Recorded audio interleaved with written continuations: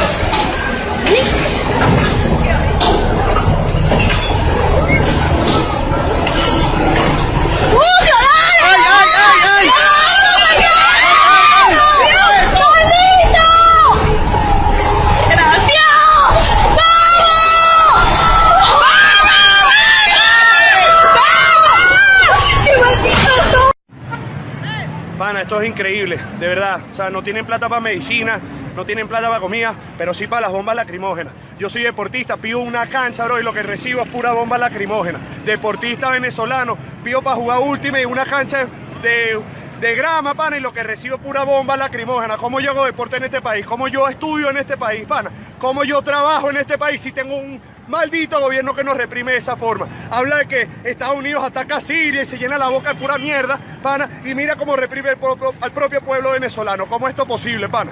¿Cómo es posible, pana? ¿Hasta cuándo? No hay manera, hay que salir a la calle a protestar. Mañana, pasado, hasta que esta mierda se acabe.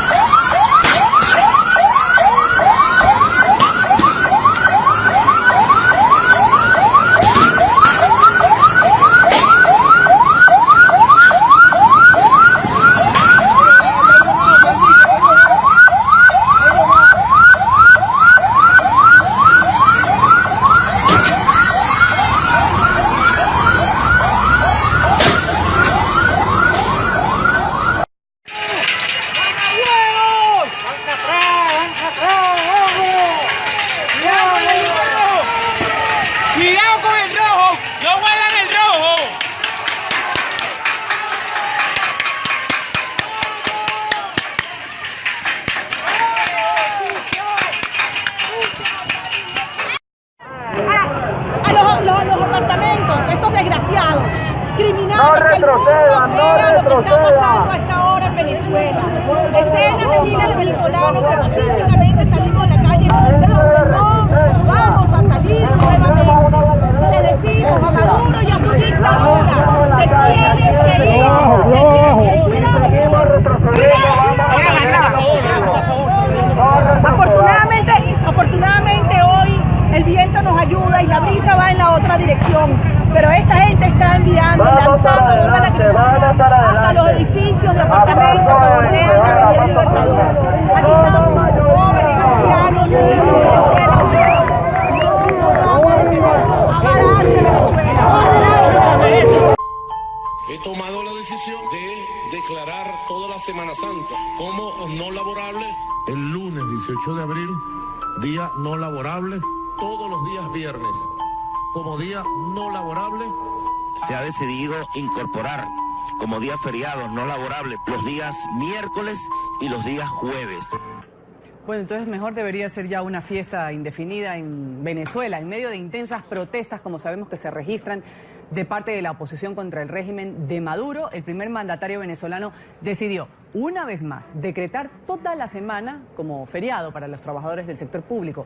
Esta medida se ha puesto en práctica en el pasado, como ya lo escuchábamos, ha sido calificada como un intento gubernamental para tratar de aplacar en algo las manifestaciones callejeras. Y por supuesto con la decisión llovieron las críticas, pues los detractores del chavismo insisten en que lo menos que necesita el país es que se paralice la fuerza laboral en una de las peores crisis económicas de la historia reciente de la nación, con la inflación por las nubes, escasez de alimentos y los recientes eventos políticos a los que señalan como la ruptura del hilo constitucional. Esta vez, el argumento de Maduro para justificar el anuncio fue que realizarán acciones preventivas ante la llegada del periodo de lluvias.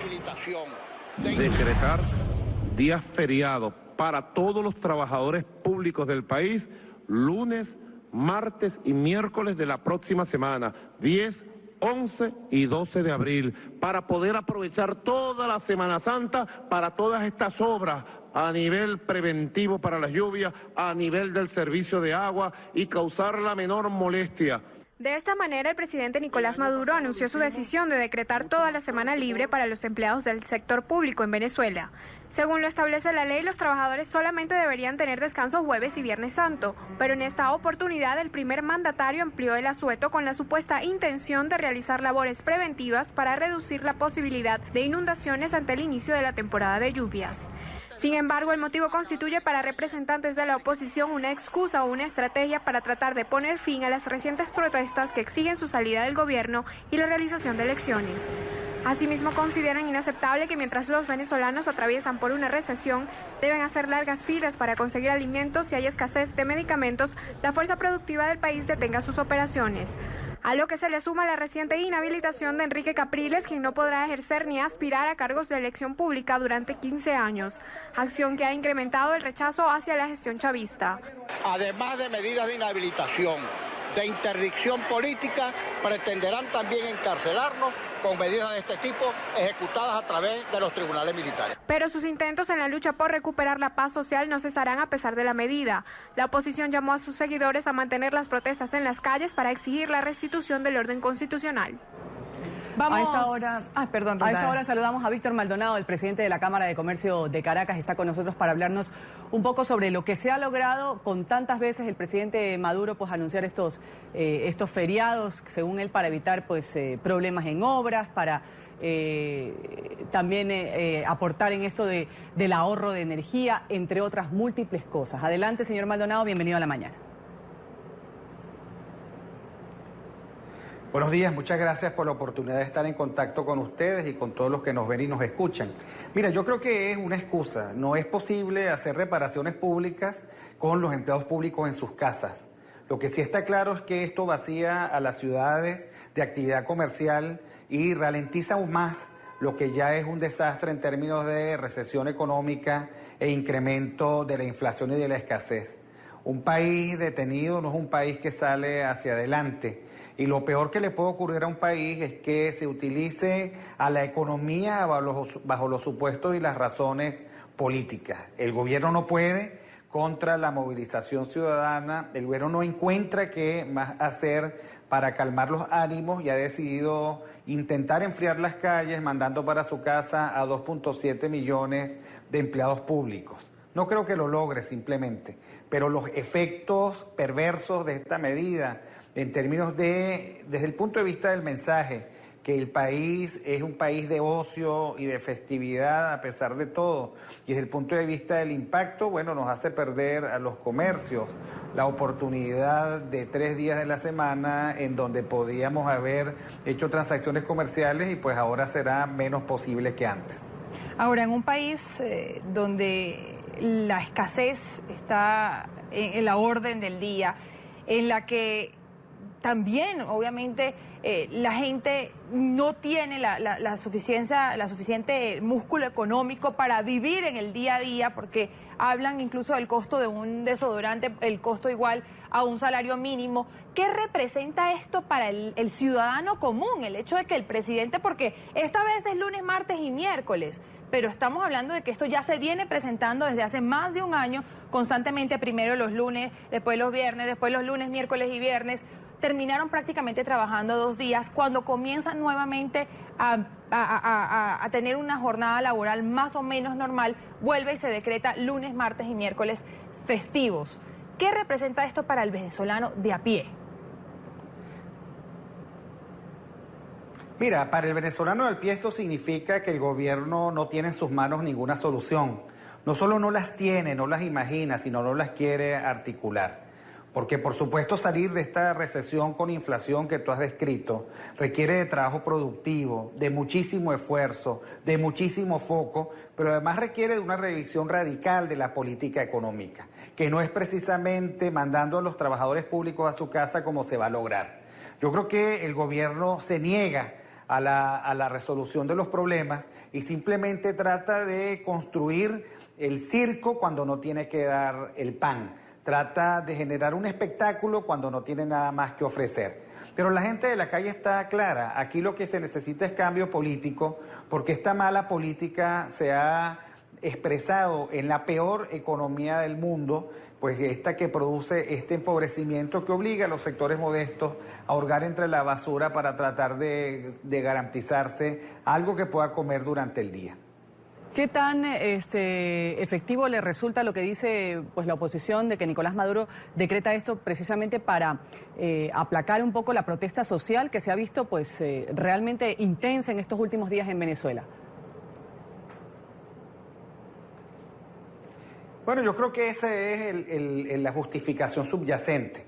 El gobierno, que no tiene nada que ofrecer desde el punto de vista de lo económico, con las reservas internacionales secas, con un abastecimiento que no va a resolver de un día para otro, con la hiperinflación que nos está afectando, pues el gobierno simplemente, como tiene a la calle enfrentada contra él en las principales ciudades, como le cuesta tanto la represión a la luz de todos, como la ruptura del hilo constitucional ha sido un error casi que irreversible, con toda la comunidad latinoamericana viéndolo muy detalladamente, pues trata de enfriar la calle, trata de generar una sensación vacacional, pero la verdad se dicha que uno no nota en la calle la disposición al retiro, ni siquiera por estos días, sino una inmensa disposición a exigirle al gobierno una solución definitiva a una forma de encarar el país que no le conviene a nadie.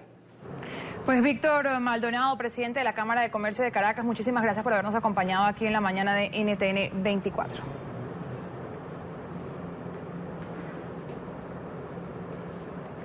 En esta parte del programa nos acompaña Daniel Bernagui. Él es doctor en Ciencias Políticas, profesor titular de la Universidad Simón Bolívar. Dani, buenas tardes, gracias por acompañarnos.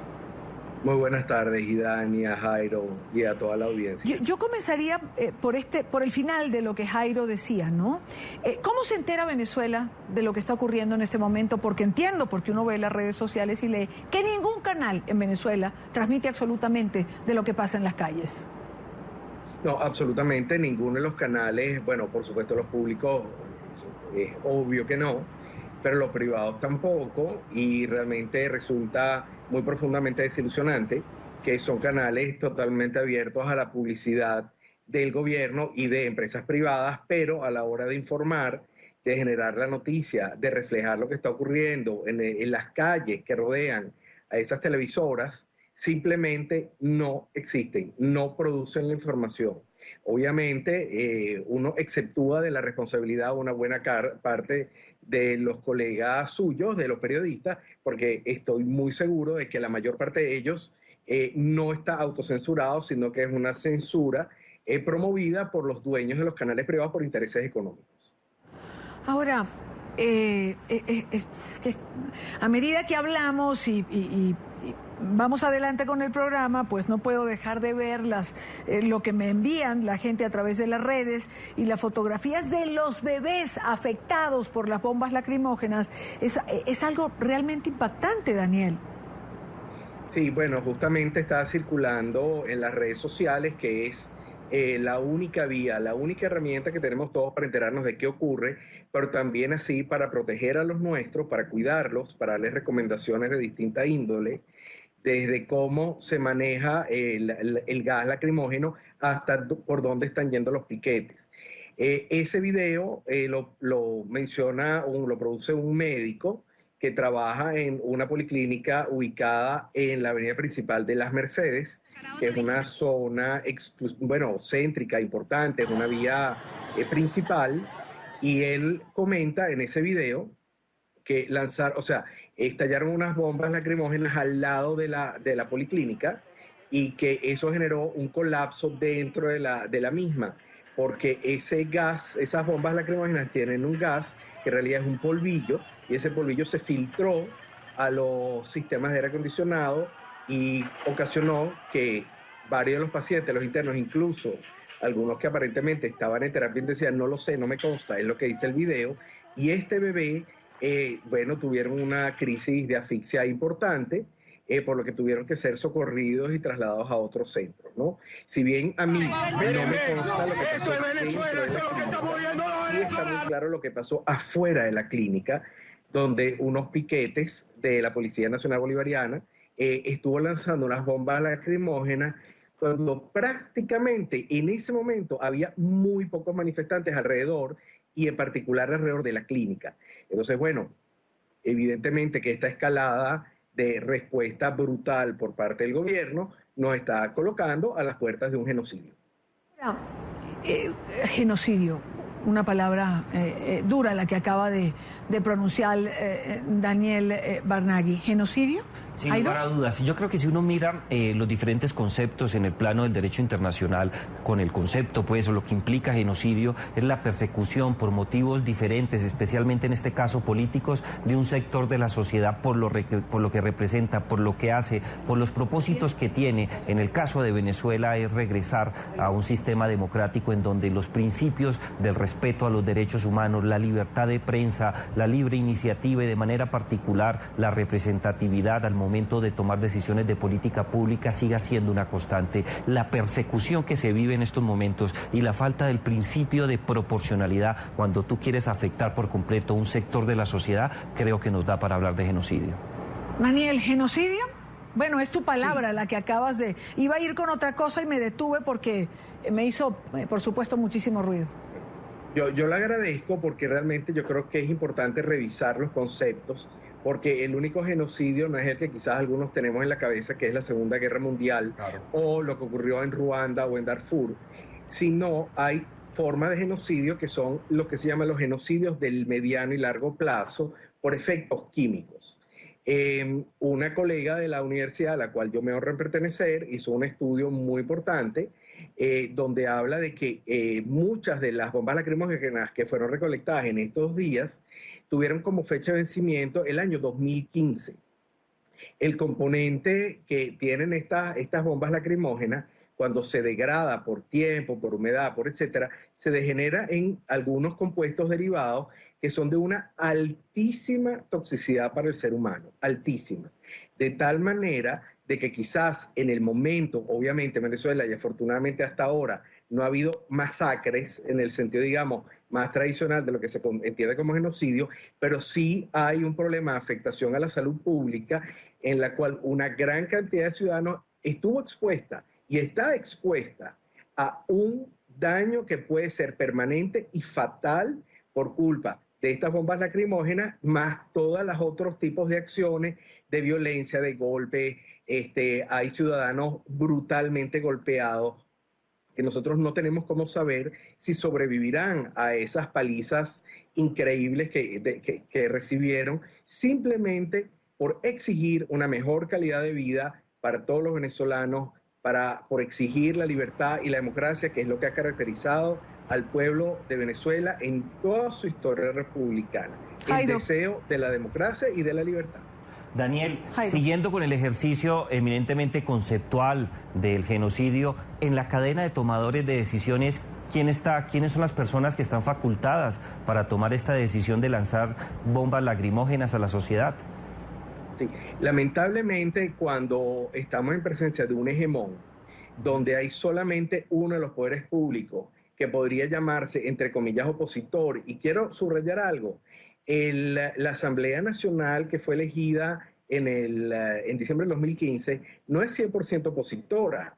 Hay un porcentaje de los diputados que son afectos al oficialismo.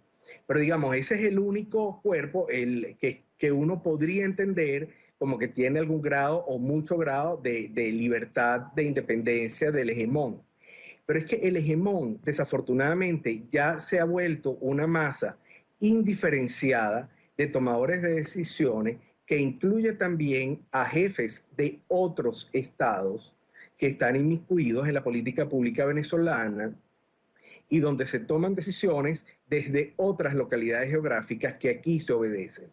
De tal manera que mencionar a una, a dos o a tres personas como que quién es el dedo ejecutor sobre el botón rojo no es lo que mejor describe la realidad venezolana, sino más bien entender qué es el comunismo atrasado, el comunismo retrógrado, que no quiere soltar el poder, el que todos a la vez están apretando ese botón rojo en contra de la población inocente de los venezolanos.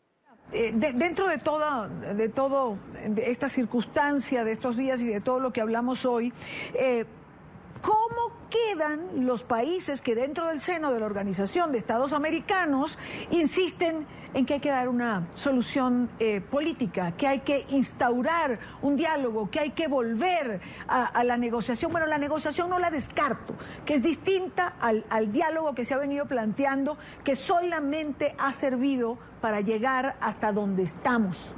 ¿Cómo quedan los países que dicen que no hay que aplicar la Carta Democrática, Jairo? Yo creo que quedan expuestos no solamente ante la incomprensión de una sociedad que exige cambios democráticos, sino que casi es una situación de complicidad, porque lo que estamos viendo en estos momentos demanda la intervención directa de la comunidad internacional, y hablamos de jefes de Estado, de gobierno, sus delegados en su condición de embajadores, que tienen que ser conscientes de lo que se vive en las calles de Venezuela, particularmente con lo que ocurre hoy en Caracas. En cierta medida, Idania, es desconocer la realidad y convertirme en cómplice de una situación que no solamente empezó ahora, tiene de tiempo atrás unos orígenes violentos muy marcados en contra de la sociedad y que no sabemos dónde va a terminar. Ahora, varias cosas me quedan por conversar con los dos, pero no quiero omitir algo que quiero enfocar con Daniel, y es una carta que Daniel envió al Comité de Premios Nobel para denunciar el abuso de poder por parte de las Fuerzas Armadas y policías en Venezuela. ¿Por qué esta carta, Daniel? ¿Tú crees que tenga respuesta? Yo quiero aprovechar la pregunta que le hiciste a Jairo para enlazarla con la misiva al Comité de los Premios Nobel. En los años 30, Lord Chamberlain fue a hablar con Hitler y él regresa a Inglaterra triunfante, diciendo que él había logrado la paz de los 100 años.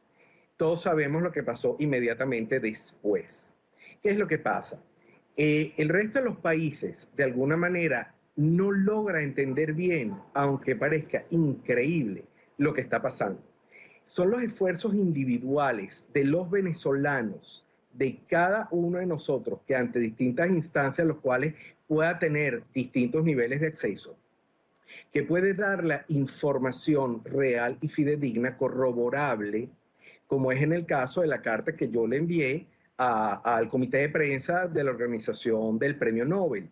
Ellos entregan anualmente el premio más importante que existe en esta humanidad, que es el Premio Nobel de la Paz. Pero el Premio Nobel de la Paz lo que hace no es solamente reconocer a quien hace el esfuerzo por la paz, sino donde no existe la misma. De tal forma que, bueno, yo sí me tomé la libertad como venezolano y como académico de escribirle directamente a ese comité, porque es un comité que es el mismo que acepta las postulaciones para cualquiera que quiera optar al Premio Nobel de la Paz. Entonces, usando eso, yo tuve esa iniciativa, pero yo invito a todos y a cada uno, no solo de los venezolanos, sino de los ciudadanos del mundo amantes de la democracia y de la libertad, que se pongan en contacto con todas las organizaciones internacionales a las que tenga contacto, con todas, no solamente con la ONU o con la OEA, también con los congresos de las distintas naciones, con los congresos de los países africanos, con el Congreso Europeo, con el Congreso Americano, con Canadá, con México. Es decir, pero también las distintas otro tipo de organizaciones gubernamentales y no gubernamentales para hacerles llegar de mano propia, de puño y letra, la verdad de lo que está ocurriendo en el país para concientizar poco a poco y a través de la institucionalidad la ruptura de la misma en este país. Yo tengo esperanza que voy a recibir algún tipo de respuesta. Jairo, ¿acciones de este tipo tienen respuesta? Acciones, yo creo que no, desde el punto de vista interno yo creo que la sociedad puede sentirse amedrentada, pero fíjate que la historia desde el punto de vista humano tiene una respuesta especial, no se dejan golpear, responden más duro. No, la carta de Daniel, la intención de Daniel de enviar, bueno, como venezolano, como cartas a organismos internacionales. Yo creo que sí tiene una respuesta. Bueno, y con las imágenes que trascienden eso. No, y Daniel sí tiene respuesta, hay que tener en cuenta que de las diferentes formas de expresarse, como bien lo decía Daniel, frente a este tipo de situaciones, las organizaciones internacionales tienen un ojo avisor muy importante y logran entender el contexto. Cuando se maneja un contexto de manera generalizada y es la degradación de la administración de Miraflores, la dictadura persiguiendo por completo a cualquier ciudadano, va a tener efectos políticos inmediatos. Ahora, yo quiero compartir con ustedes dos y con nuestra teleaudiencia, por supuesto, con Jairo, Daniel, y quienes nos ven, una de las imágenes que más me ha impactado en estos días de manifestación. Y me ha impactado porque yo creo que hay un antes y un después. Y esto es lo que quiero comentar con ambos. Es una imagen que ha dado la vuelta al mundo. La ha colocado, yo creo que en redes sociales, artistas, políticos, ciudadanos comunes y corrientes. Y yo quiero compartirla con nuestra teleaudiencia. Es esta.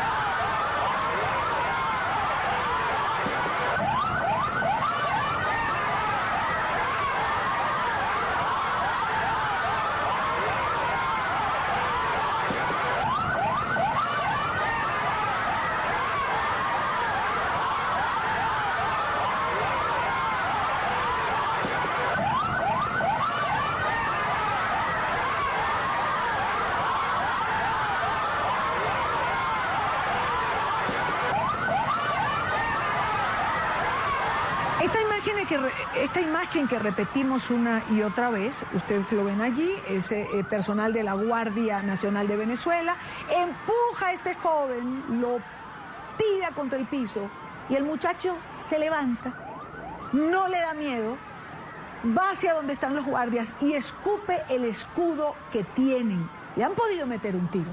Es decir, esta imagen para mí tiene un antes y un después. ¿Qué traduce para ti, Jairo? Se perdió el miedo ante la dictadura, se perdió el respeto por el propio cuerpo humano y se busca de una manera especial ser frentero frente a personas que tienen la capacidad de agredir sin ningún límite. Cuando se rompe ese miedo, y Dania, es cuando las revoluciones dan un paso especial. Revolución en el sentido de tener la capacidad, mediante la protesta, de cambiar un régimen dictatorial. Daniel, ¿qué traduce esta imagen para ti? Que las Fuerzas Armadas venezolanas, tanto la Policía Nacional Bolivariana como la Guardia Nacional, están comenzando a tener miedo, están comenzando a entender que ellos son responsables a título individual, intransferible y personal de cualquier delito de lesa humanidad que ocasionen. Obviamente cuando ellos están juntos todos hay una fuerza de choque, pero dentro de ellos a título individual ya hay cada vez más la siembra de ese miedo de hasta qué punto voy a llegar yo haciéndole caso a alguien que quizás no va a pagar las penas, las voy a pagar yo, porque en Venezuela, desafortunadamente, la historia es lo que dice, las penas los pagan los más inocentes, los de más bajo rango, cuando muchos de ellos con muchísimo dinero logran escaparse a sus exilios dorados.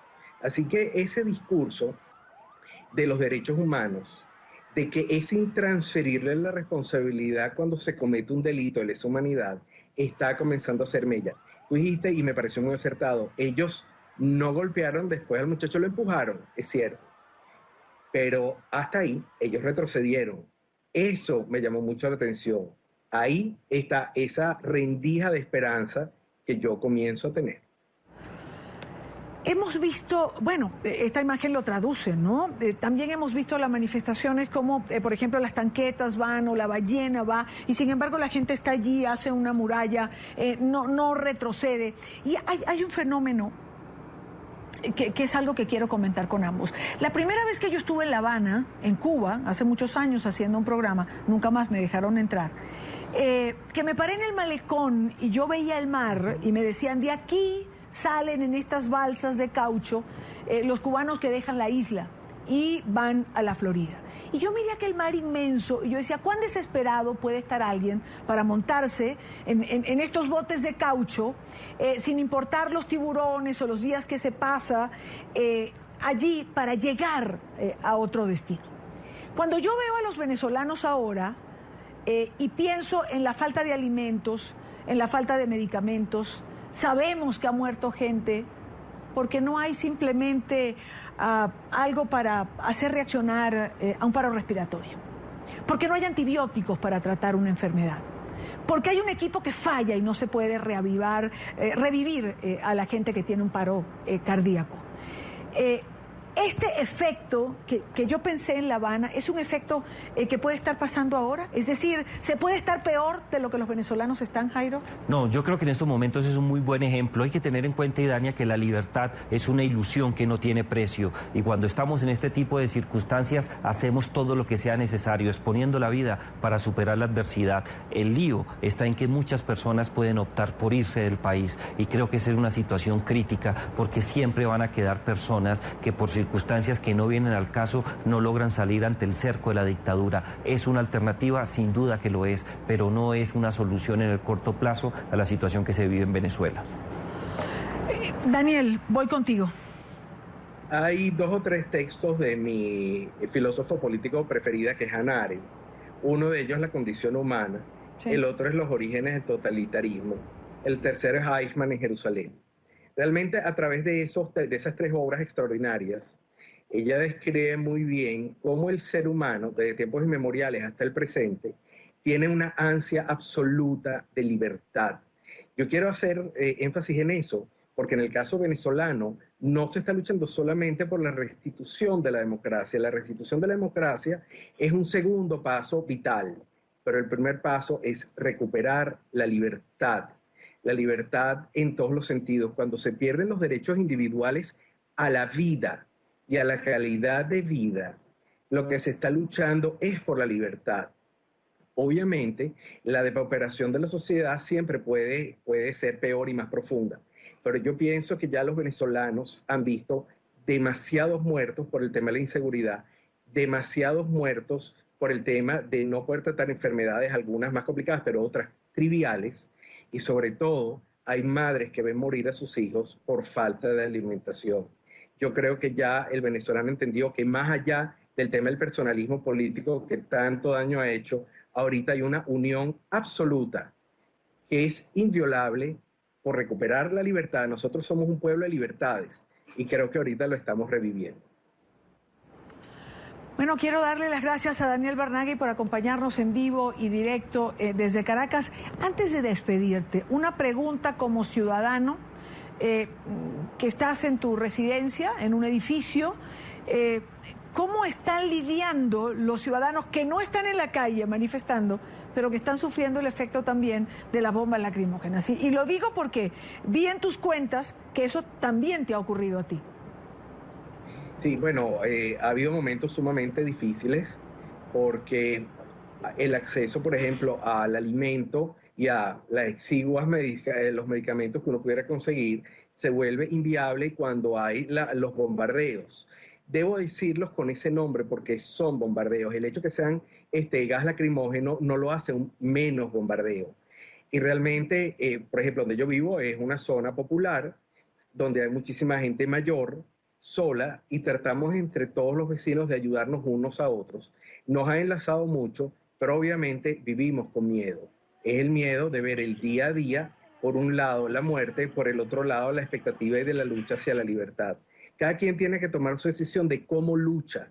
Para cada persona, por ejemplo, alguien que está enfermo, luchar es rezar, eso también se vale. Para otros, los que salimos al fragor, de respirar las bombas, también es luchar. Y para otros que deciden pensar, analizar y escribir cartas, también es luchar. Lo que importa es luchar. La libertad no es gratuita. Gracias, Daniel, gracias por estar con nosotros. Buena tarde para ti dentro de lo que cabe. Muchísimas gracias, gracias por la entrevista. Saludos a Jairo y a toda la audiencia. Un abrazo, Daniel.